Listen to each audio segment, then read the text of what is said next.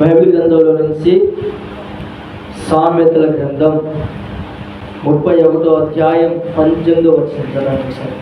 18వ వచనం. ఆమె దీపము ఆరిపోదు. హల్లెలూయా, హల్లెలూయా.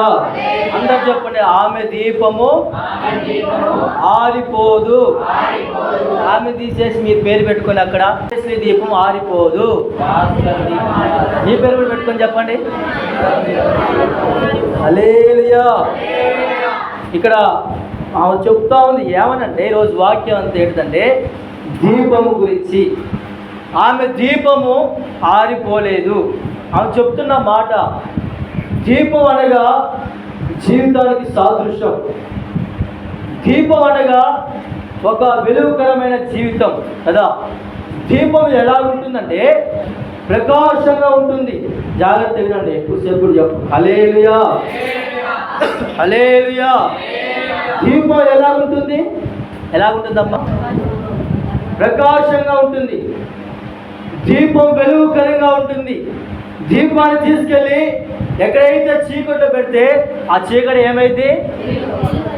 చీకటి తొలగిపోయింది కదా. వెలుగు వస్తూ ఉంటుంది అక్కడికి. ఎందుకయ్యా అంటే దీపం అనే వెలుగు అక్కడ వెలుగుతూ ఉంది. రోజు దేవుడు మనతో మాట్లాడుతూ ఉన్నాడు. ఏమనంటే, మీ దీపాలు ఆరిపోకూడదు. ఆమేన్. వాక్యం అంతా కూడా ఇదే, మీ దీపాలు ఆరిపోకూడదు. వాడిపోవడం కాదు, ఆరిపోకూడదు. హల్లెలూయా. దీపానికి సాదృశ్యం ఏంటిదంటే మన జీవితం. చాలా మంది జీవితాలు మధ్యలోనే ఆరిపోతూ ఉంటాయి. వివాహం కానీ, లేదా ఇల్లు కట్టుకున్న వారు కానీ, లేదా కుటుంబ సమస్యలోని కానీ, భార్య మధ్యలో గొడవలు వచ్చి వారి జీవితాలంట మధ్యలోనే ఆరిపోతూ ఉంటాయి. దేవుని వాక్యం ఏమంటుందంటే, ఆమె దీపం ఆరిపోలేదు. ఆమె దీపం ప్రకాశిస్తూ ఉంది. ఆమె దీపం వెలుగుకరంగా మార్చబడుతూ ఉంది. ఆమె దీపం అంట జ్యోతుల వలె వెలుగుతూ ఉంది. రోజు నా ప్రియమైన సహోదరులారా, మీ దీపం ఎలా ఉండాలి? మీ దీపం ఎలా ఉండాలి అంటే ఒక ప్రకాశవంతంగా మీ జీవితాలు వెలగాలి. ఆమేన్, హల్లెలూయా. ఒక భక్తుడు దీపం కూడా, దీపం ఎక్కడ ఆరిపోయిందో, దీపం ఎక్కడ వెలుగు రాకుండా ఉంటుందో, దీపం ఎక్కడ ఆరిపోతుంది అనేసట ఆ భక్తుడు ఎవరంటే చూడండి ఒకసారి. 1వ సమూయేలు గ్రంథం 3వ అధ్యాయం. దీపము ఆరిపోకమునుపు సమూయేలు దేవుని మందస ఉన్న యెహోవా మందిరములో యెహోవా సమూయేలును పిలిచెను. నేనున్నానని చెప్పి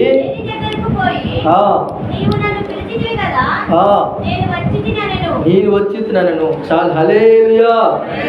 సమూయేలు దీపం కూడా ఆయన దేవుని మందిరంలో ప్రత్యక్ష గుడారాలంట. ఆయన దీపం వెలుగుతూ ఉంది. ఆయన దీపం ప్రకాశిస్తూ ఉంది. ఆ దీపం ఎక్కడ ఆరిపోయిద్దా అనుకోనంట ఆయన ఎటు కూడా వెళ్ళకుండా ఆ ప్రత్యక్ష గుడారంలో పండుకొని ఆ దీపం కోసం ఎదురు చూస్తూ ఉన్నాడు. ఎప్పుడు ఆ నూనె అయిపోతే నూనె పోయాలా, ఎప్పుడు ఆ దీపం ఆరిపోకుండా తన జాగ్రత్తగా కాపాడుకోవాలా అని సమూయేలు భక్తుడంట దీపాన్ని కాపాడుకుంటూ ఉన్నాడు. హల్లెలూయా. ఏం చేస్తాడు ఈ సమూయేలు భక్తుడు? దీపాన్ని ఆరిపోనియకుండా దీపాన్ని కాపాడుకుంటూ ఉన్నాడు. ఈరోజు మన జీవితాలు కూడా ఆరిపోనియకుండా, మన జీవితాలు నాశనం మన జీవితాలు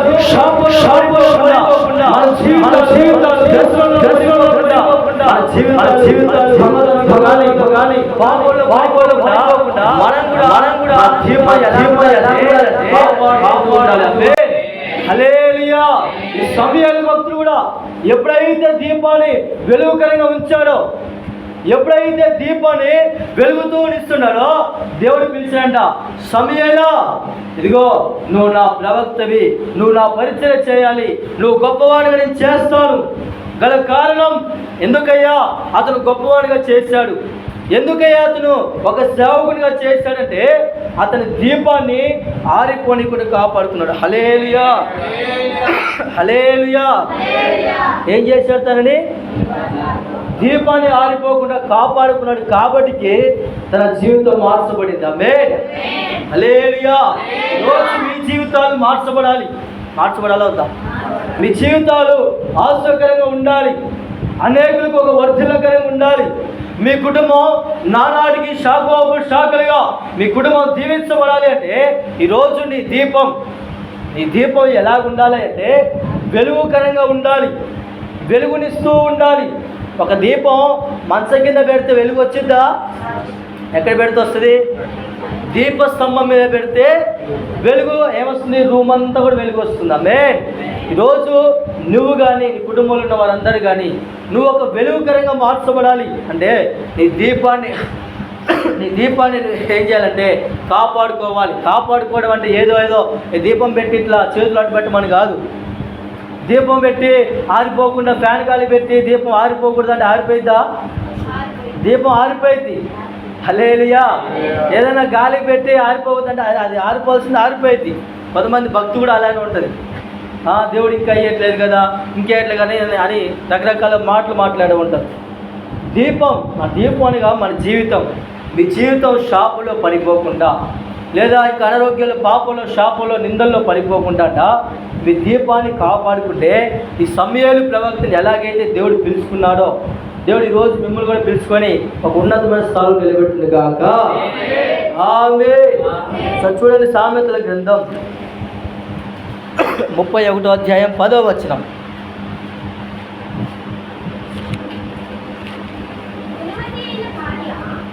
గుణవతి అయిన భార్య. మళ్ళీ ఒకసారి చదవండి, 31:18 చదవండి ఒకసారి. 31:18. దీపము ఆరిపోలేదు. ఆమె అనగా ఎవరు? ఆమె దీపము ఆరిపోలేదు. ఇప్పుడు చదివారు, గుణవతిరాలైన స్త్రీ. హల్లెలూయా. ఆమె దీపం ఆరిపోలేదు. ఆమె ఎవరంటే ఆమె గుణవతిరాలైన స్త్రీ. గుణం అనగా లక్షణం, మంచి స్వభావం కలిగిన వ్యక్తి. ఈమె మంచి గుణం కలిగిన వ్యక్తి. ఈమె దీపం ఆరిపోకుండా ఉండడానికి గల కారణం ఏమిటంటే ఆమె గుణమంట ఎలా ఉన్నదో తెలుసా? మంచి స్వభావం కలిగిన వ్యక్తి ఆమె. రోజు కొంతమంది స్వభావాలు ఎలాగుంటాయంటే మూర్ఖంగా ప్రవర్తిస్తారు. ఎలాగా? మూర్ఖత్వంగా ప్రవర్తిస్తూ ఉంటారు. కొంతమంది స్వభావాలు ఏమో మంచిగా ఉంటాయి, కొంతమంది స్వభావాలేమో చాలా కఠినంగా జీవిస్తూ ఉంటారు. ఏమో కూడా ఆమె దీపం ఆరిపోకుండా ఉండడానికి గల కారణం ఏమిటంటే ఆమె గుణవతిరాలై ఉంది. ఆ స్త్రీ ఆ మంచి గుణం కలిగి ఉంది, ఆ మంచి స్వభావం కలిగి ఉంది. ఈరోజు వాక్యం చెప్తా ఉంది, మీ దీపాలు ఆరిపోకుండా ఉండాలి, మీ దీపం జ్యోతుల వలె వెలుగుతూ ఉండాలి అంటే మీలో గుణం ఉండాలి. ఏ గుణం అంటే మంచి స్వభావం కలిగి ఉండాలి, లక్షణం కలిగి ఉండాలి. రకరకాలుగా గుణాలు కలిగి ఉంటారు. స్వార్థం అనే గుణం, మూర్ఖత్వం అనే గుణం, ఇంకా రకరకాలమైన గుణాలు కలిగి ఉంటారంట. వారి గుణాలు కలిగిన వారి గుణాల కన్నా వారి దీపాలు ఆరిపోతాయని దేవుని వాక్యం చెప్తా ఉంది. ఎవరి గుణమైతే గుణవతిరాలై ఉంటారో, ఎవరైతే లక్ష్యంగా ఉంటారో, ఎవరైతే మంచి స్వభావం కలిగి ఉంటారో వారి దీపాలు వెలుగుతాయి. ఆమేన్, హల్లెలూయా. ఇంకో వ్యక్తి కూడా ఉన్నాడు, అందులోనే మూర్ఖపు స్వభావం అనే వ్యక్తి ఉంటాడు. చూడండి ఒకసారి, ఆ 1వ సమూయేలు గ్రంథం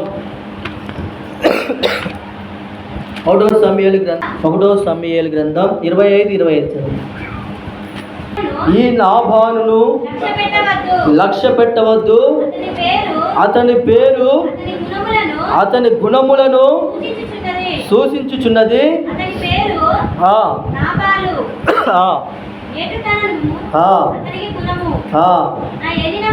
నా ఏలినవాడా పనివారు. హల్లెలూయా, హల్లెలూయా. ఇంకొక వ్యక్తి ఉన్నాడు మూర్ఖపు స్వభావం కలిగిన. ఈ స్త్రీమే గుణవతిరాలైన స్త్రీమేమో ఆమె దీపం వెలుగుతూ ఉంది. ఇంకో వ్యక్తి గురించి చెప్తాను. ఏమనంటే అక్కడ నాబాను అనే వ్యక్తి ఉన్నాడు. ఎవరు? హల్లెలూయా. నాబాను అనే వ్యక్తి ఉన్నాడు. ఈయన ఎలాంటి స్వభావం కలిగి ఉన్నాడంటే మూర్ఖపు స్వభావం. ఏ స్వభావం? మూర్ఖత్వపు స్వభావం. ఈయన దీపం ఆరిపోవడానికి గల కారణం ఏమిటి? ఈయన జీవితం పతనమైపోవడానికి గల కారణం ఏంటంటే ఈయన మూర్ఖంగా ప్రవర్తించే వ్యక్తి. ఎలాగంటే ఒకరోజు వంటలు వండుతానంట, పిచ్చి ఆకు ఉంటుంది కదా, పిచ్చి ఆకు తీసుకొచ్చి ఆకుని అంతగా అందరికీ పెట్టాడంట. ఆకుని అందరూ భోజనం చేశారు, తిన్నారు. అందరు చెప్తున్న మాట ఏంటిదంటే ఆ కుండలో విషం ఉంది. హల్లెలూయా. ఆ కుండలో విషం ఉంది. అందరూ అంటా ఉన్నారు. అక్కడ నువ్వు వేరే భక్తుడు చెప్తా ఉన్నాడు. ఏమనంటే, ఇదిగో ఒరే, కుండలో విషయం లేదురా, ఎక్కడ విషయం ఉందో తెలుసా? మీరు నాభానుతో సహవాసం చేస్తున్నారు కదా, నాభానులో ఉంది ఆ విషం. నాభాను మనస్తత్వం ఎలాంటిదంటే మూర్ఖపు స్వభావం కలిగిన వ్యక్తి. ఈయన పారైపోయేది కాక అందరిని పాడు చేసిన వ్యక్తి ఈ నాభాను. ఈయన దీపం ఆరిపోయిందని అందరి దీపాలు ఆరిపోయే వ్యక్తి ఈ నాభాను. ఈయన గుణం ఎలాంటిది అంటే మూర్ఖపు స్వభావం కలిగిన వ్యక్తి. ఎలాంటి వ్యక్తినా? హల్లెలూయా. ఎలాంటి వ్యక్తి?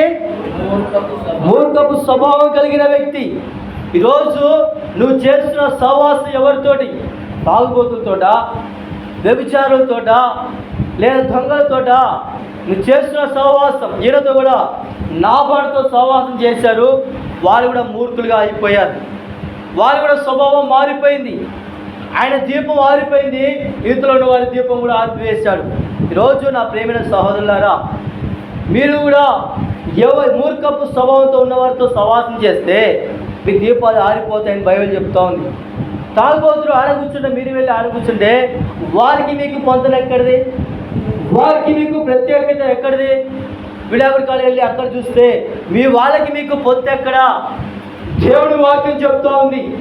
నీ స్వభావం ఎలాగుండాలంటే ఒక మంచి లక్షణాలు కలిగి ఉండాలి. అప్పుడు నీ దీపం ప్రకాశిస్తుంది. ఆమేన్. హల్లెలూయా. నీ దీపం వెలుగుకరంగా ఉండాలి. నీ దీపం ప్రకాశంగా అనేకులకు ఒక వెలిగించే రీతిగా నీ జీవితం మార్చబడాలంటే నీలో మూర్ఖపు స్వభావం ఉండకూడదు. ఒకరు బ్రతికితే ఒకరు ఓడ్చుకోలేని స్థితి కదా. చాలామంది కూడా మంచిగా బ్రతికిండా వాడు ఏదో ఒకటి చేసి పుల్లబెట్టి వాడి జీవితాన్ని ఆగం చేయాలని చూస్తూ ఉంటారు. వారి భార్య భర్తల మధ్య ఆ భర్త కూడా ఏమి చేయకపోయినా ఆ పుల్లలు పెట్టి కొంతమంది భార్య భర్తలు విడదీయాలని చూస్తారు. మూర్ఖపు స్వభావం కలిగిన వారంట. దీపాలు ఆరిపోయాలని చూసేవారు. ఈ నాభాను కూడా పిచ్చి ఆకులు తెచ్చి పాపం విషయాన్ని పెట్టారు వారికి. నాభానుతో సహవాసం చేసిన వారందరూ కూడా మూర్ఖులుగా అయిపోయారు. నా ప్రియమైన సహోదరులారా, ఈరోజు మీ దీపం వెలగాలి, ఈరోజు మీ దీపం ప్రకాశించాలంటే నువ్వు మంచి స్వభావం కలిగి ఉండాలి. ఆమేన్. హల్లెలూయా. అందులో ఒకసారి మొదటి మాట చూడండి, 3 మాటలు చెప్పి ముగిస్తాను. 1వ పేతురు గ్రంథం 3వ అధ్యాయం 4వ వచనం.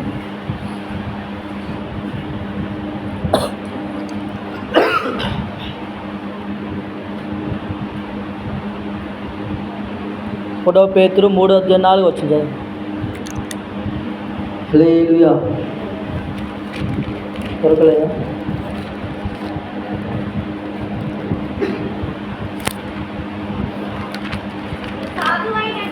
సాధువైనట్టు మృదువైనట్టు ఆయన గుణములు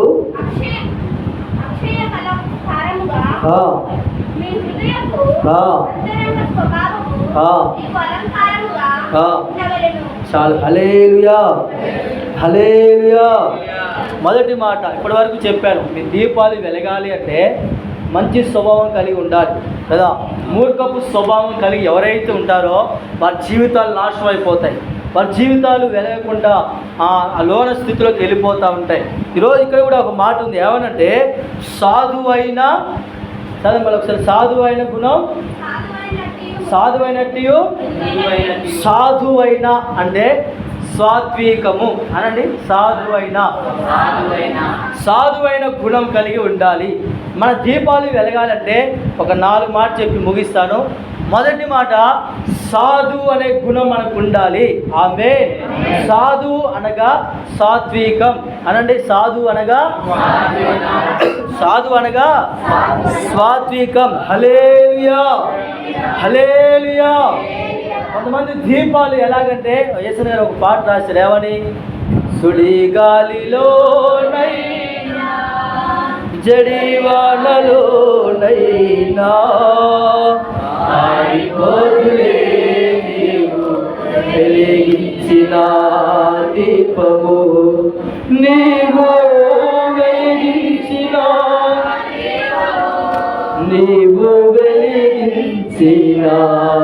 దీపము, ఆరని దీపమై దివ్యమానమై నా హృదయ కోవలపై దీపాల చేసావు పండుగ, యావు నిండుగా చేసావు పండుగ, కలిగావు నిండుగా. హల్లెలూయా, హల్లెలూయా. మన దీపం ఎలా ఉండాలంటే సుడిగాలిలోనైనా ఎలా ఉండాలంట? ఆరిపోకూడదు. ఆమేన్, హల్లెలూయా. మొదటిగా సాధువు అయిన గుణం. సాధు అనగా సాత్వికం. సాత్వికం మనస్సు ఎవరైతే కలిగి ఉంటారో, సాత్వికం అనగా ఎలాగంటే ఇప్పుడు సేవకుడు ఒక పని చెప్పాడు, ఆ పనిని మీరు చేసుకుంటూ వెళ్ళారా, అది ఒక సాధువైన గుణం. ఇప్పుడు తల్లిదండ్రులు ఒక మాట చెప్పారు పిల్లలకి, వాడు నేను చేయను పో అంటే వాడు సాధువైన గుణం కాదు. హల్లెలూయా, హల్లెలూయా. కొంతమంది పిల్లలు పని చెప్తే ఆ పని చేయరు కదా. ఇప్పుడు నేనే పోవాలా, పెద్దోని పంపి లేదా చిన్నోని పంపి రకరకాలుగా ఇంట్లో అనుకుంటా ఉంటారు కదా. ఈ సాధువైన గుణం అంటే సాత్వికం. యాకోబు కూడా ఇదిగో తన తండ్రి చెప్పాడు, ఏమనంటే ఇదిగో యాకోబు, నీ మామ అయిన లాభం ఇంటి దగ్గరికి వెళ్ళు, నువ్వు అక్కడ ఉండు, అక్కడ ఆశ్రయించబడతాడే. ఆయన మాట తిక్కరించుకుంటాడ, వెళ్ళిపోయి అక్కడ ఉన్నాడంట. ఆమేన్, హల్లెలూయా. యాకోబు ఎలాగున్నాడంటే సాత్విక మనసు కలిగి ఉన్నాడు, మంచి మనస్సు కలిగి ఉన్నాడు. సాత్వికం అనగా చెప్పిన మాటని అంగీకరించి దాని ప్రకారం నడుచుకునేవారు. వాక్యాన్ని వింటారు కొంతమంది, ఈ చోతని వింటారు, బయటికి పోయిన వదిలేస్తూ ఉంటారు కదా. యేసు రక్త జయం గుడ్ మాసే. హలో, హల్లెలూయా. నిన్న ముక్కలు తినచ్చినందుకు హల్లే చెప్పండి, హల్లెలూయా. పండగ బాగా చేసేది నిన్న కదా, హల్లెలూయా. గుడారంలో కూడా ఈయన యాకోబు గుడారంలోకి వెళ్ళి ఉండు అంటే యాకోబు సాత్విక మనసు గలవాడై ఉన్నాడు. ఆయన యాకోబు జీవితం ఎలాగుందంటే వెలుగుకరంగా మార్చబడింది, దేవునికరంగా మార్చబడింది. తన అన్నలేతో దేవుడు తనని అధికారిగా ఒక ఉన్నత స్థితిలో తనను నిలబెట్టాడు. ఆమేన్, హల్లెలూయా. ఈరోజు మరి మీ కుటుంబాలు, నీ జీవితం కూడా అనేకులు ఒక వెలుగుకరంగా ఉండాలి అంటే మొదటిగా మనలో ఉండవలసిన గుణం ఏ గుణం అంటే సాధువైన గుణం. ఏ గుణం ఉండాలి? హల్లెలూయా. ఏ గుణం ఉండాలి? సాధువైన గుణం. సాధు అని మోషే భక్తుడు కూడా, బైబిల్లో ఏ భక్తుడు లేడు వర్షమా ఆగిపో అనగానే ఆగిపోయిన భక్తుల కంటే కూడా ఇంకొక పెద్ద భక్తుడు ఉన్నాడు. ఒకసారి చూడండి, హల్లెలూయా. సామెతల గ్రంథం అనుకున్నాం, సామెతల గ్రంథం 14:30 వచ్చింది, చదవండి.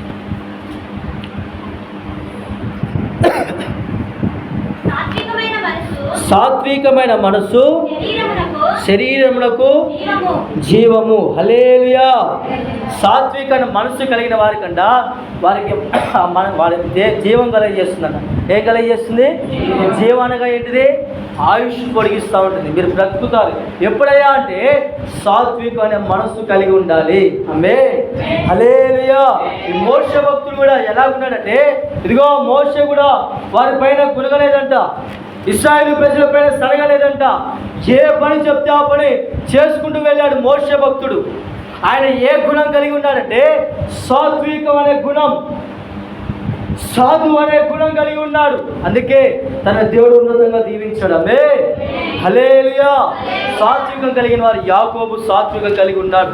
తన తల్లిదండ్రుల మాట లెక్క తోసిపోయిన వాడు, తన తండ్రి మాట లోసిపోయిన వాడు. ఇక్కడ ఉన్న చాలా మంది పిల్లలు ఉన్నారు. మీరు కూడా తల్లిదండ్రుల మాటకు లోబడాలి. తల్లిదండ్రుల మాటను మీరు అంగీకరించాలి. హల్లెలూయా. మోషే భక్తుడిగా సాత్వికం కలిగి ఉన్నాడు. ఆయన దేవుడు అతను ఆశ్రయించుకుంటూ వచ్చాడు. ఆమేన్. రెండవ గుణం చూడండి ఒకసారి. పేతురు గ్రంథం నాకు చదవాలి కదా, 3వ అధ్యాయం 4వ వచనం చదవండి. సాధువైనట్టు మృదువైనట్టు. చాలా హల్లెలూయా. ఇంకోటి అక్కడ సాధువు పక్కన ఏముంది? మృదువైన. మృదువైన గుణం అంటే ఏంటిది? మృదువైన అంటే శాంతము లేదా ఓర్పు. మృదువైన గుణం అంటే ఏంటిది? ఓర్పు. ఎవరైతే ఓర్పు కలిగి జీవిస్తారో వారి దీపాలు ఎలాగుంటాయంట? ఎలాగుంటాయి? ఆరిపోదు. ఆమేన్. హల్లెలూయా. ఓర్పు కలిగిన చాలా మంది కూడా, కొంతమంది ఉద్యోగాలు చేసే కాడ కూడా వాడు ఒక మాట అనగానే వాడు తిట్టేసి వస్తూ ఉంటారు. నాకు తెలిసిన ఒక ఆయన ఉన్నాడు. ఆయన కూడా ఏదైనా గొడవ వచ్చింది అనుకో, ఆయన పని చేసే కాడ నీలాంటి షాపులు 10 పెడతా, నువ్వెంత, నీ లెక్క ఎంత అని ఆ సేట్ని తిట్టేసి వస్తాడంట. ఓర్పు లేదు తన జీవితంలో. ఉద్యోగం రావట్లేదని ఓర్పు లేదు కొంతమందికి. దేవుడి మందిరానికి వెళుతున్నామని దేవుడు బాగు చేయట్లేదే, దేవుడు ఆశ్రయించట్లేదే, దేవుడు మా కుటుంబాన్ని ఎల్లప్పుడూ ఇలానే ఉంచుతున్నాడే అనే జీవితాలు చాలా మందికి ఉన్నాయి. బైబిల్ వాక్యం చెప్తుంది ఏమనంటే, ఓర్పు కలిగి మీరు జీవించాలి. ఏం కలిగి జీవించాలి? ఓర్పు కలిగి ఎవరైతే జీవిస్తారో, హల్లెలూయా, ఓర్పు కలిగి ఎవరైతే బ్రతుకుతారో వారి జీవితాలు ఎలా ఉంటాయంటే ఒక దీపం వలె వెలుగుతాయంట. ఆమేన్. కొంతమందికి ఓర్పు ఉండదు కదా. ఇంట్లో భార్య భర్తల మధ్య గొడవ రాగానే ఆయన పెద్ద హీరో లాగా ఏం చేస్తారు? గోడలు గుద్దుతారు. మనం చెప్పిన అనుకుంటుంది ముందుకి. హల్లెలూయా. ఏం చేస్తారు? పెద్ద హీరో లాగా వాళ్ళు గోడలు గుద్దుతారు. ఎందుకంటే వాళ్ళని కొట్టలేక టీవీలు బలగొట్టడం కానీ, ఇంట్లో వస్తువులు బలగొట్టడం కానీ. కొంతమంది కోపం వస్తే ఏం చేస్తారు? ఓర్పు లేని జీవితం, ఓర్పు లేని ఆ ప్రయాసం. దేవుడి వాక్యం చెప్తుంది, నీలో ఎంత కోపం ఉన్నా కూడా నీ దీపం ప్రకాశించాలి. ఆమేన్. నీ దీపం వెలుగుకరంగా ఉండాలి.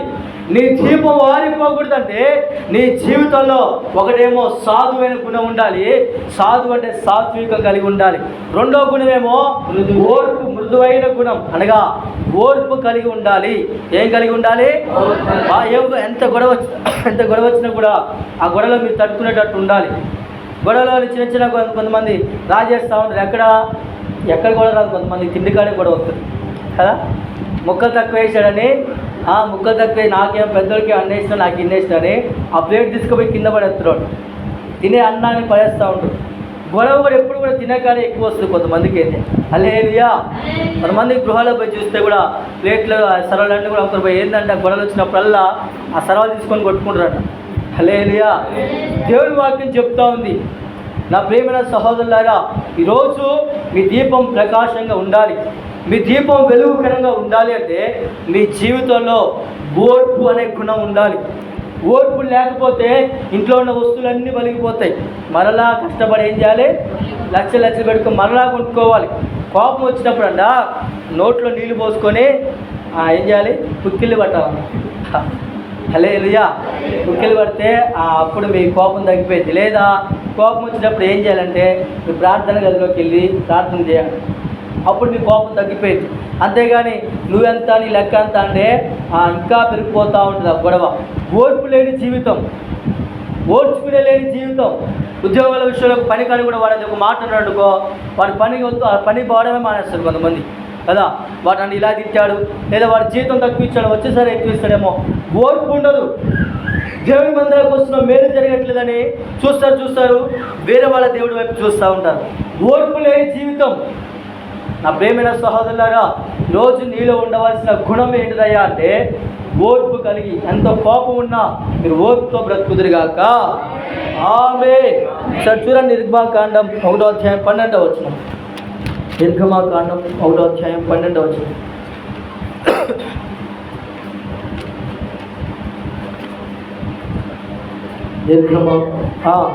అయినను శ్రమల కొలది శ్రమ పెట్టిన కొలది హల్లెలూయా. రెండో మాట ఏంటంటే వాళ్ళు శ్రమ పడుతున్న కొలది అంట ఆశ్రయించబడుకుంటూ వస్తూ ఉన్నారు. వారు ఎప్పుడైతే శ్రమలో కృంగిపోతూ ఉన్నారో అప్పుడు జీవించబడుతూ ఉన్నారు. ఎప్పుడైతే శ్రమల గుండా ప్రయాణం చేస్తూ ఉన్నారో వారు వర్ధిల్లుతూ ఉన్నారు. శ్రమ పడుతున్న కొలది వారు దీవించబడుతూ ఉన్నారు. ఆమేన్, హల్లెలూయా. రోజు మీ కుటుంబాలు కూడా ఏ శ్రమల గుండా అయితే వెళుతున్నాయో, ఏ శ్రమల నుండి మీరు వెళ్తూ ఉన్నారో, రోగం అనేది కావచ్చు, అప్పుల బాధ, ఇంకా రకరకాలమైన బాధలు కావచ్చు, మీ శ్రమల నుంచి దేవుడు ఆశీర్వాదకరంగా మారుస్తున్నామే. వాళ్ళు కూడా ఇశ్రాయేలు ప్రజలు కూడా ఎప్పుడైతే శ్రమ పడుతున్నారో అప్పుడు దీవించబడుతూ ఉన్నారు. ఎప్పుడైతే శ్రమలో వర్ధిల్లుతున్నారో అప్పుడు వాళ్ళు దీవించబడుతూ ఉన్నారు. మీకు ఉండవలసిన గుణం ఏంటిదయ్యా అంటే ఓర్పు కలిగి, శ్రమలు వచ్చినా కూడా ఓర్పు కలిగి మీరు జీవిస్తే ఖచ్చితంగా మీ కుటుంబాలు ఒక దీపం వలె ప్రకాశిస్తాయి. ఆమేన్. శ్రమలు వస్తాయి కదా అనేసి దేవుని విడిచి వారు ఎందరో ఉన్నారు. ఇక్కడ ఉన్న భక్తులు ఇశ్రాయేలు ప్రజలంట 430 సంవత్సరాలు వాళ్ళు శ్రమలు పడతా ఉన్నారు, దీవించబడతా ఉన్నారు. శ్రమలు పడతా ఉన్నారు, దీవించబడతా ఉన్నారు. మరి మీరు కూడా శ్రమలు వస్తాయి. మనిషి అన్నాకే రోగాలు వస్తాయి కదా, ఇబ్బందులు వస్తాయి, శరీరం అన్నాక అన్నీ వస్తూ ఉంటాయి. అయినా కూడా ఆ శ్రమలలో మీరు తట్టుకొని ఉంటే మీరు దీవించబడతారు. ఆమేన్, హల్లెలూయా.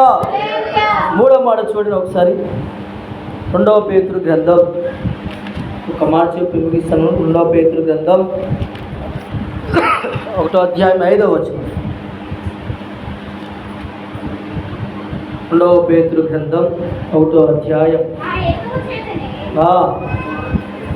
2వ పేతురు 1వ అధ్యాయం 5వ వచనం. చదవండి.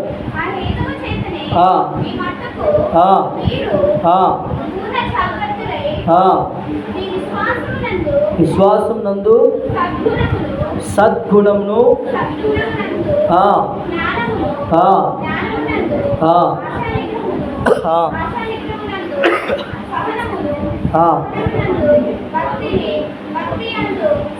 చాలు, హల్లెలూయా. మూడవ గుణం ఏంటిదంటే అక్కడ సద్గుణం. ఏ గుణం? మొదటిగా మీ దీపాలు ఆరిపోకుండా ఉండాలి అంటే ఆమె దీపం ఆరిపోలేదు కదా. ఈరోజు మొదటి సాత్విక అనే గుణం మీకు ఉండాలి. ఏ గుణం? సాధువైన అంటే సాత్విక అనే గుణం ఉండాలి. రెండవ గుణం ఏంటిది? మృదువైన అంటే ఏంటిది? ఓర్పు. హల్లెలూయా. ఓర్పు అనే గుణం మీకు ఉండాలి. మూడవ మాటగా సద్గుణం అనండి. హల్లెలూయా. ఏ గుణం? సద్గుణం. సద్గుణం అంటే హల్లెలూయా. సద్గుణం అంటే యథార్థత. హల్లెలూయా. కొంతమంది జీవితాల్లో యథార్థత లేదు కదా. ఒక షాప్ ఉంటుందంట, ఇలాంటి జాగ్రత్త. హల్లెలూయా. ఒక షాప్ ఉంటుంది, ఆ షాపులో సీసీ కెమెరాలు ఉండవు. డీమార్ట్కి వెళ్ళారు ఎప్పుడైనా ఎవరైనా? డీమార్ట్కి వెళ్ళారా? డీమార్ట్లో ఎలా ఉంటుందంటే సరుకులన్నీ పెట్టుంటాయి. అక్కడ ఎవరైనా ఉంటారని? అక్కడ ఎవరు ఉండరు. వాళ్ళు తీసుకొని వచ్చి సరుకులు వస్తూ ఉంటారు. కొంతమంది గుణం ఎలాగుంటుందంటే యథార్థంగా అంటే నమ్మకంగా, దొంగతనాలు చేయకుండా, హల్లెలూయా, ఏం చేయకుండా, దొంగతనాలు చేయకుండా వారు యథార్థంగా బ్రతుకుతూ ఉంటారు. సద్గుణం అనగా యథార్థత అనే గుణం. అది పక్కన పెట్టుకోవాలి. సద్గుణం అనగా యథార్థత గుణం. మన దీపాలు వెలగాలి, మన దీపాలు ప్రకాశించాలి, మన దీపాలు వెలుగు కలిగి ఉండాలి అంటే మూడో మాటగా యథార్థమైన గుణం మనకు కలిగి ఉండాలి. ఆమేన్, హల్లెలూయా. ఏ గుణం కలిగి ఉండాలి? యథార్థత. యథార్థత లేని చాలామందికి కదా. హిజ్కియా భక్తుడు కూడా ఆయనకి అన్నీ ఉన్నాయి, తన విషయాలు కూడా యథార్థంగా బ్రతికాడు. ఎందుకయ్యా అంటే తను 15 రోజుల్లో చనిపోతా అని చెప్పిన ఆయన దేవుని అందు ఏముంచాడు తెలుసా? యథార్థంగా భక్తి చేశాడు, యథార్థంగా నమ్మకంగా ఉన్నాడు, యథార్థంగా దేవుని వైపు తిరిగాడు. ఆయన దేవుని వైపు ఎప్పుడైతే తిరిగాడో ఆయన 15 సంవత్సరాలు 15 రోజుల్లో చనిపోతా అని చెప్పిన ఆయనకి ఏమైంది? దానికి 15 సంవత్సరాలు ఆయుష్ పొందించాడు. ఎందుకయ్యా అంటే సద్గుణం, యథార్థత ఆయన జీవితంలో ఏముందంట? 15 రోజుల దీపం ఆరిపోవాల్సింది 15 సంవత్సరాల దీపాన్ని వెలిగించడమే. హల్లెలూయా. మనుషుల్లో యథార్థత లేదు, యథార్థత కలిగిన జీవితం మనలో ఉండాలి. యథార్థత భక్తి మనం చేయాలి. నాకే వాస్తు భక్తి కాదు, నీకు స్తోత్రం నా కాత్రాన్ని కాదు మనం చేయాల్సిన భక్తి. యథార్థమైన భక్తి చేయాలి. హిజ్కియా భక్తుడు యథార్థంగా భక్తి చేశాడు, తన దీపాన్ని ప్రకాశంగా వెలుగునిచ్చాడు. ఆమేన్. రోజు నీ భక్తిలో యథార్థత ఉందా? నీ జీవితంలో యథార్థత ఉందా? ఏమి దొంగతనం చేయకుండా, ఏమి యథార్థంగా అన్యుల వైపు వెళ్లకుండా నీలో యథార్థత ఉండాలి. ఈ వ్యక్తి ఇంకో వ్యక్తి కూడా ఉన్నాడు, దావీదు రాజు. ఈయన కూడా ఆయన రాజుగారే, కానీ ఆయన పాపాన్ని చూపెట్టాడు. ఆయన చేసిన పాపాలు చేయరాని పాపాలన్నీ చేశాడు. ఆయన పాపాలన్నీ కూడా ఒప్పుకున్నాడు. దావీదు రాజు గారు ఏం చేశాడు? ఆయన పాపాలన్నీ ఒప్పుకున్నాడు. ఆయన శాపాలన్నీ ఒప్పుకున్నాడు. ఆయన చేసిన తప్పిదాలన్నీ కూడా ఒప్పుకున్నాడు. ఆయనలో ఉన్న అక్రమాలన్నీ ఎప్పుడైతే ఒప్పుకున్నాడో ఆయన కూడా యథార్థవంతులుగా దేవుడు తీర్చబడ్డాడు. ఆమేన్. హల్లెలూయా. ఆయన సింహాసనం మీద నిలబెట్టాడు, అనేకులకు రాజుగా నిలబెట్టాడు. ఆ గొర్రెలు కాసుకునే వ్యక్తిని, గొర్రెల కాపరిని ఒక ఉన్నతమైన స్థానం నిలబెట్టడానికి కారణం ఏంటిదో తెలుసా? ఆయన సద్గుణం కలిగి ఉన్నాడు. ఏ గుణం కలిగి? సద్గుణం. అంటే యథార్థత అనే గుణం కలిగి ఉన్నాడు. కాబట్టి తన గొర్రెలు కాసుకునే స్థితి నుండి తన ఉన్నతమైన స్థితిలోకి వెళ్ళాడు. రోజు నా ప్రేమైన సహోదరులారా, మీ గుణం ఎలాగుంది? మనలో కూడా యథార్థతగా భక్తి చేయాలి. ఎలా చేయాలి? యథార్థంగా భక్తి చేయాలి. రకరకాలుగా భక్తి చేస్తూ ఉంటారు కదా, ఎలాగ పడితే అలా భక్తి చేస్తూ ఉంటారు. కానీ నా ప్రేమైన సహోదరులారా, ఈరోజు మీరు యథార్థంగా ఎవరైతే ఉంటారో వారి దీపాలు ప్రకాశిస్తాయి. ఆమేన్. హల్లెలూయా. వారి దీపాలు వెలుగుగా మార్చబడతాయి. ఆమేన్. ఆమేన్. ఏ గుణం కలిగి ఉండాలి? సద్గుణం, యథార్థత. చివరి మాట, 4వ మాట చూడండి ఒకసారి. గలతీ పత్రిక, ఒక్క మాట చెప్పి ముగిస్తాను. గలతీ పత్రిక 5వ అధ్యాయం ప్రేమ సంతోషం ఉండే చూడండి, 22వ వచనం. 5వ అధ్యాయం 22వ వచనాలు ఉంటాయి. అయితే ఆత్మ ఫలములు ఏమనగా ప్రేమ, సంతోషము, సమాధానము, దీర్ఘశాంతము, దయాలత్వము, మంచితనము, విశ్వాసము, సాత్వికము, ఆశానిగ్రహము. చాలా. హల్లెలూయా. 4వ గుణం, ఏ గుణం కలిగి ఉంటే మా దీపాలు ప్రకాశిస్తాయి? ఏ గుణం కలిగి ఉంటే మా దీపం జ్యోతి వలె వెలుగుతాయంటే మంచితనం. అనండి ఒకసారి. మంచితనం. కొంతమందిలో మంచితనం ఉంటుంది కదా, ఎవరికైనా బాధగా ఉంటే వెళ్ళి వారి మందులిచ్చి వస్తూ ఉంటారు, అది మంచితనం. కొంతమంది ఏమో ఒకరు బాగుపడితే ఓర్వలేని గుణం, అదే గుణం. ఏ గుణం? మూర్ఖపు గుణం. 4వ గుణం, ఈ దీపాలు వెలగాలంటే చివరిగా ముగిస్తాను, జాగ్రత్త తినాలి. హల్లెలూయా.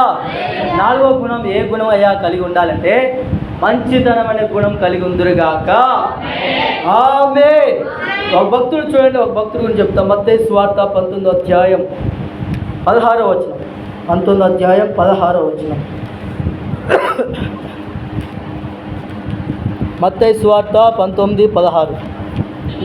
ఇదిగో ఒకడు ఆయన యొద్దకు వచ్చి, బోధకుడా,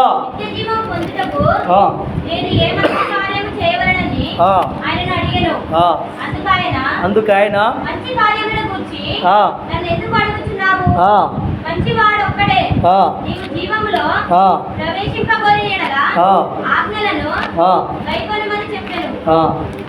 చాలా. హల్లెలూయా. అక్కడున్న మాట ఏంటిదంటే, ఒకడు చెప్తా ఉన్నాడు, ఏమనంటే ఆయన బాగా డబ్బున్న వ్యక్తి. ఏమున్న వ్యక్తి? ఆయన విస్తారంగా డబ్బు ఉంది ఆయన కాడ. అయ్యా, నేను మంచి పనే చేయాలి అంటే ఏం చేయాలి? యేసు ప్రభు దగ్గరికి. యేసు ప్రభు ఏ దేవుడు? మన దేవుడు మంచి దేవుడు కదా.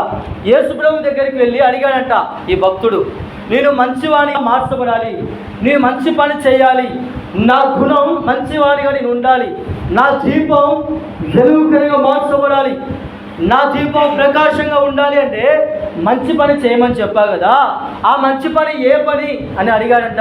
ఇదిగో నువ్వు మంచి పని చేయాలంటే అక్కడ నా 9 ఆజ్ఞలు, ప్రేమ, సంతోషం, సమాధానం, ఆజ్ఞల ప్రకారం అయితే ఎవరైతే నడుచుకున్నారో వారు మంచివారుగా తీర్చబడతారు. ఇంకో మాట కూడా ఏమనుందో తెలుసా? నీ కాడ ఉన్న డబ్బంతా తీసుకెళ్ళి బీదలకు పంచాలంట. ఆయన కాడ ఉన్న డబ్బంతా తీసుకెళ్ళి ఏం చేయాలంట? నువ్వు మంచివాడిగా తీర్చబడాలి, నువ్వు మంచివాడిగా నువ్వు ఉండాలి అంటే నీ కాడ ఎంతైతే డబ్బు ఉందో ఆ డబ్బు తీసుకెళ్ళి ఏం చేయాలో తెలుసా? బీదలు బాగా దీనస్థితిలో ఉంటారు కదా. మొన్న వచ్చిన వరదలు కదా, మొన్న వచ్చిన వరదలకి చాలామంది కూడా ప్రభుత్వం, కాంగ్రెస్ ప్రభుత్వం 16,500 ఇచ్చారు కదా. మంచి పని చేస్తూ ఉంటారు. ఇంకా పొంగులేటి శ్రీనివాస్ కూడా ఆయన మన ఇంటింటికి 5,000 ఇచ్చుకుంటూ వచ్చాడు. ఇంకా చాలామంది పాస్టర్లు మంచి చర్చి తరపున కూడా ఇంటింటికి బియ్యం మూటలు వేసి మునిగిపోయిన ఇళ్ళ వాళ్ళందరూ కూడా పాపం వారికి కూడా చాలామంది సహాయం చేశాం మన చర్చి తరపున కూడా. హల్లెలూయా. ఈయన కూడా ఒక మాట చెప్పాడు, ఏమనంటే నువ్వు మంచివాడిగా మంచి పని నీకు చేయాలి అంటే బీదలకి నీకున్న డబ్బు ఎంతైతే కలిగి ఉన్నదో, బీదలు బాధపడుతున్నారు కదా, బీదలు అప్పుల్లో ఉన్నారు కదా, బీదలు షాపులో కొనిగిపోతూ ఉన్నారు, కన్నీళ్ళ చేత కొట్టుకొని పోతూ ఉన్నారు, వారి దగ్గరికి వెళ్ళి నువ్వు ఏం చేయాలో తెలుసా? నీకున్న డబ్బంతా కూడా బీదలకు ఇచ్చేసే, అప్పుడు నువ్వు మంచివాడిగా తీర్చబడతావు అంటే. ఆయన కింద లాస్ట్లో ఉంటుంది ఏమని తెలుసా? ఆయన అంట ముఖం తిప్పుకోకుండా వెళ్ళిపోయినంట. హల్లెలూయా. మరి రెండో మాట మాట్లాడలేదు ఇక ఆయన. యేసు ప్రభువు చెప్పాడు ఏమని? నీకు డబ్బు ఉంది కదా, డబ్బు తీసుకొని పేదలకి రా నాయన అంటే వాడు ఏం చేస్తాడో తెలుసా? నాకున్న డబ్బు వాళ్ళకి నేను ఎలా గీయాలి అని ఆ పేదల వైపు చూడకుండా ఆ యేసు ప్రభు వైపు చెప్పిన మాటకి సమాధానం ఇవ్వకుండా తిరిగి వెళ్ళిపోయాడంట. ఆయన దీపం ఏమైందంటే ఆరిపోయింది. హల్లెలూయా. రోజు మీరు కూడా మీ దీపం వెలగాలంటే ఏదో ఒక మంచి పని చేయాలి. అడుక్కునే వాళ్ళు వచ్చారనుకో, నీకే ఎంతమంది ఒకరి భాగంలో ఒకరు వస్తారు, ఏమంటారు? ఎంతమంది పెడతారమ్మా? ఒకరి భాగంలో ఒకరు వస్తారు అంటూ ఉంటారు కదా. అడుక్కునే వారికి కానీ మీరు కూడా ఏదైనా బాధ అనిపించింది అనుకో, వారికి ఏదైనా ఒకటి బట్టలు కొనియడమా, వారికి ఏదో ఒకటి మీకు తోసింది మంచి పని చేస్తే మీ దీపాలు ప్రకాశిస్తాయి. ఆమేన్. హల్లెలూయా. 4వ గుణం ఏ గుణం కలిగి ఉండాలి? మంచి గుణం కలిగి ఉండాలి. హల్లెలూయా. ఒక స్త్రీ ఉంది, సారెపాతు స్త్రీ కదా. ఆమె కూడా తినడానికి కరువు స్థితిలో ఉంది. ఆమె ఒక రొట్టె, ఒక నూనె మాత్రం ఉంది. ఆమె కొడుకులు, ఆమె తినడానికి మాత్రం ఉంది, వేరే వాళ్ళకి ఇవ్వడానికి కూడా లేని స్థితి ఆమె. కానీ ఆమె ఏం చేసిందో తెలుసా? సేవకుడు నోటు తెరిచి అడిగాడు కదా అనేసి ఆ సేవకుడికి ఇచ్చింది.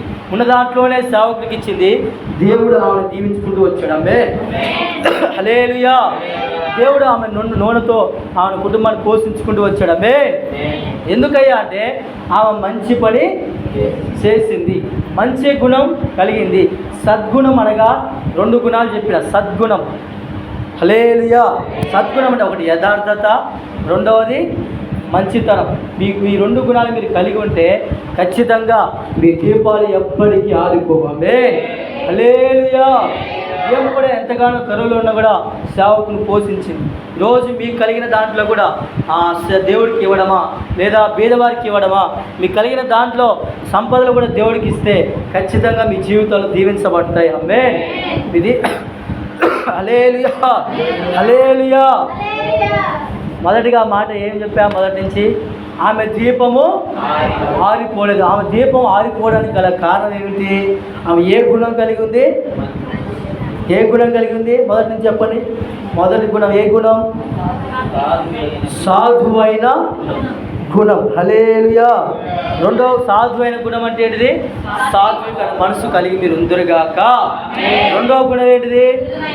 మృదువైన గుణం. మృదువైన గుణం అనగా ఓర్పు కలిగి ఉండాలి. ఏ విషయమైనా, ఏది వచ్చినా, ఏ ఆటంకం వచ్చినా మీరు ఓర్పు కలిగి ఉంటే ఖచ్చితంగా ఒకానొక రోజున దేవుడు మిమ్మల్ని దీవిస్తాడు. అబ్బే ఓర్పు లేకపోయిందా మీరు బయట వెళ్ళిపోతే మన జీవితాలు ఆరిపోతాయి. హల్లెలూయా. 3వ గుణం ఏంటిది? సద్గుణం. ఏ గుణం? సద్గుణం అనగా ఏంటిది? యథార్థత. యథార్థత. మనం యథార్థంగా భక్తి చేయాలి. నామకే వాసు భక్తులు చేయకూడదు. నామకే వచ్చినవా పోయినవా, చర్చికి వచ్చినవా వస్తున్నాం పోతున్నాం అట్లా ఉండకుండా యథార్థంగా నీ హృదయంలో ఉన్న బాధ అంతా కూడా దేవుడి పైన వేయి. ప్రభువా నాకు ఇది కావాలి, ఈ అవసరంతో ఉన్నాను, నా కుటుంబ పరిస్థితి నాయన, యథార్థంగా నువ్వు ప్రార్థన చేస్తే ఖచ్చితంగా నీ దీపం వెలుగుతుంది. ఆమేన్. 4వ గుణం ఏం కలిగి ఉండాలి? మంచి గుణం. ఏ గుణం? మంచి గుణం ఎవరైతే కలిగి ఉంటారో ఖచ్చితంగా మీ దీపాలు వెలుగుతాయి. ఆమేన్. హల్లెలూయా. మూలవాక్యం చదివే ఏమని? ఆమె దీపము ఆరిపోలేదు. ఎందుకయ్యా అంటే ఆమె 4 గుణాలు కలిగి ఉన్నది. ఈరోజు నా ప్రియమైన దేవుని బిడ్డలారా, మీరు కూడా ఈ 4 గుణాలు ఎప్పుడైతే కలిగి ఉంటారో, ఈ 4 గుణాలు ఎప్పుడైతే మీరు ఈ వాక్యానుసారంగా మీరు నడుచుకుంటారో, ఖచ్చితంగా సుడిగాలులైనా జడివానులైనా ఈ దీపం ఆరిపోదామే. హల్లెలూయా. దీపాలు ప్రకాశించునుగాక, ఆ దీపాలు జ్యోతుల వలె వెలుగునుగాక, ఆ దీపాలు వెలుగుగా మార్చబడుగాక, అనేకులకు వెలిగించేవారు మనం మార్చబడును గాక. ఆమేన్.